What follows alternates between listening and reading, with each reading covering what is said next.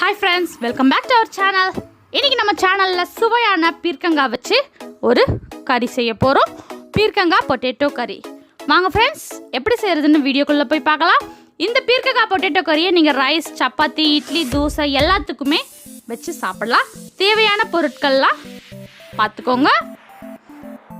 பீர்க்கங்காயை பொடியா அரிஞ்சு வச்சுக்கோங்க. உருளைக்கிழங்க கொஞ்சம் பெரிய பெரிய கியூபா கட் பண்ணி வச்சுக்கோங்க. இப்போ நம்ம இந்த வெங்காயம் தக்காளி எல்லாத்தையும் வதக்கி அரைக்க போகிறோம். வதக்கி அரைக்க கடாய் வச்சுக்கோங்க. கடாய் நல்லா சூடாகட்டும்.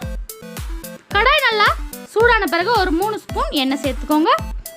எண்ணெய் நல்லா சூடாகட்டும். எண்ணெய் நல்லா சூடான பிறகு நம்ம ஒரு துண்டு பட்டை,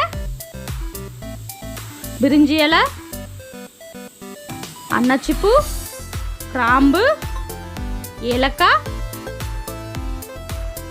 ஒரு 2-3 முந்திரி, சோம்பு கொஞ்சம், 1/4 ஸ்பூன் சோம்பு, 1/4 ஸ்பூன் மிளகு, இதெல்லாம் நல்லா பொரிஞ்ச பிறகு பூண்டு, ஒரு கைப்பிடி பூண்டு, ஒரு இஞ்சியை நல்லா தோல் சீவி பொடியாக நறுக்கிக்கோங்க. இஞ்சி பூண்டு பேஸ்ட்டாக இருந்தாலும் 1 ஸ்பூன் இஞ்சி பூண்டு பேஸ்ட் சேர்த்துக்கோங்க.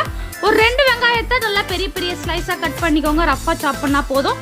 நம்ம வதக்கி அரைக்க போகிறோம். வெங்காயம் நல்லா வதங்கட்டும். வெங்காயம் வதங்கின பிறகு ஒரு 3 தக்காளியை பெருசாகவே கட் பண்ணி எடுத்துக்கலாம். தக்காளி வெங்காயமும் நல்லா வதங்கட்டும். ஒரு 2 நிமிஷம் நல்லா வதங்கின பிறகு இதை ஆற வச்சு நம்ம பேஸ்ட்டாக அரைச்சிக்க போகிறோம். குழம்பு செய்யறதுக்கு நம்ம அடுப்பில் குக்கர் வச்சுக்கலாம். இது நம்ம குக்கரில் 1 பாட் ரெசிபியாக தான் செய்ய போகிறோம். கடாயிலையும் நீங்கள் செஞ்சுக்கலாம், ஒரு பிரச்சனையும் கிடையாது. ஒரு 2 ஸ்பூன் எண்ணெய் சேர்த்துக்கோங்க. எண்ணெய் நல்லா சூடாகட்டும். எண்ணெய் நல்லா சூடான பிறகு தான் நம்ம கடுகு சேர்க்கணும். ஒரு 1/4 ஸ்பூன் கடுகு சேர்த்துக்கோங்க. போட்ட உடனே கடுகு பொரியணும். கடுகு பொரிஞ்சதும் கொஞ்சம் சோம்பு சேர்த்துக்கோங்க. ஒரு சிட்டிகை சோம்பும் நல்லா பொரியட்டும். குழம்பு தாளிக்கிறதுக்கு நம்ம இன்னொரு வெங்காயம் எடுத்து பொடியாக நறுக்கி வச்சுக்கலாம். ஒரு மீடியம் சைஸ் வெங்காயத்தை பொடியாக நறுக்கி சேர்த்துக்கோங்க. இந்த மாதிரி தாளிக்கிறப்ப வெங்காயம்லாம் கோல்டன் ப்ரௌன் ஆகணும். அப்போ தான் அந்த குழம்போட டேஸ்ட் நல்லாயிருக்கும். வெங்காயம் நல்லா கோல்டன் ப்ரௌனாக வர வரைக்கும் வதக்குங்க. நல்லா பொன்னிறமாக வந்த பிறகு நம்ம இதில் நம்ம நறுக்கி வச்ச காயை சேர்த்துக்கலாம். பீர்க்கங்காயை தோல் சீவி நல்லா பொடியாக அரிஞ்சு வச்சுக்கோங்க. கருவேப்பிலை ஒரு கொத்து சேர்த்துக்கலாம். பீர்க்கங்காய் தோல் சீவி நல்லா கழுவி பொடியாக நறுக்கிக்கோங்க. உருளைக்கிழங்கும் தோல் சீவி கொஞ்சம் பெருசாக நறுக்கிக்கோங்க. ஏன்னா உருளைக்கிழங்கு சட்டுன்னு வெந்துடும். அதனால் அது கொஞ்சம் சைஸ் பெருசாக போட்டிருக்கேன். ஒரு 2 நிமிஷம் நல்லா எண்ணெயில் வதங்கட்டும். இந்த காய் நம்ம வதக்கி வச்ச வெங்காயம் தக்காளி நல்லா ஆறின பிறகு மிக்சியில் நைஸ் பேஸ்ட்டாக அரைச்சி எடுத்துகிட்டு வந்துடலாம்.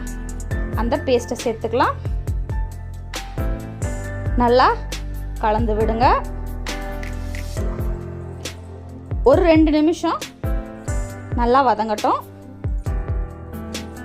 இந்த மாதிரி நம்ம வதக்கி அரைச்சி செய்யும்போது அதோட டேஸ்ட் இன்னும் நமக்கு அதிகரிக்குது. நீங்கள் நார்மலாக தக்காளி வெங்காயம் அப்படியே வதக்கி அப்படியே குழம்பு செய்கிறத விட இந்த மாதிரி குருமா குழம்பாக இருந்தாலும் கறி குழம்பா இருந்தாலும் இந்த மாதிரி தனியாக வதக்கிட்டு இந்த பேஸ்ட்டை நீங்கள் சேர்த்து செய்கிறப்போ இன்னும் டேஸ்ட் நல்லாயிருக்கும். இதுக்கு நீங்கள் அப்படியே காய்க்கு பதிலாக நீங்கள் சிக்கனோ மட்டனோ கூட மாற்றி ஆல்ட்ரு பண்ணி செஞ்சிங்கன்னா செம டேஸ்ட்டாக வரும். ஒரு 2-3 நிமிஷம் இது நல்லா கொதிக்கட்டும். காரத்துக்கு நான் ஒரு 1/2 ஸ்பூன் மிளகாத்தூள் சேர்த்துருக்குறேன். 1/2 ஸ்பூன் வெறும் மிளகாத்தூள், தனி மிளகாத்தூளுக்கு 1 ஸ்பூன் தனியாத்தூள். அதாவது நான் 1 பங்குக்கு 2 பங்கு தனியாத்தூள் போடணும். இப்போ நீங்கள் 1 ஸ்பூன் போட்டிங்கன்னா 2 ஸ்பூன் தனியா. இப்போ நான் 1/2 ஸ்பூன் போட்டதுனால 1 ஸ்பூன் தனியாத்தூள் சேர்த்துக்கலாம். உங்களுக்கு நிறைய காரசாரமாக வேணும் நிறைய போட்டுக்கலாம். ஒரு 1/4 ஸ்பூன் கரம் மசாலா போதும். நம்ம பட்டை கிராம்பு எல்லாம் சேர்த்ததுனால 1/4 ஸ்பூன் கரம் மசாலா போதும். நல்லா வதக்கி விட்டுக்கோங்க. அந்த மிளகாத்தூளோட பச்சை வாசனை போகணும். ஒரு 2-3 நிமிஷம் நல்லா வதங்கட்டும்.